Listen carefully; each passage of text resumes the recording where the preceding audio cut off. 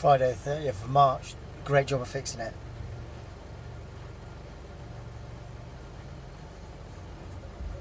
I don't quite get how you can't work out that it's doing that.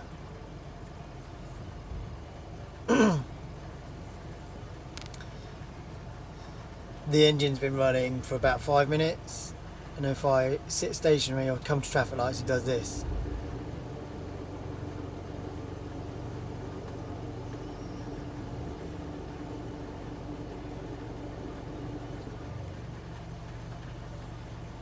Although I will say, miles per gallon are a bit better since you've done the whatever you did actually. But it shouldn't be doing that.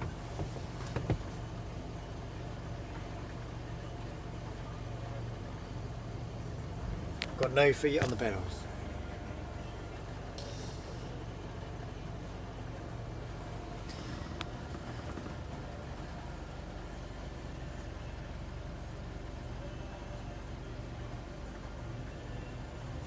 There's both my feet.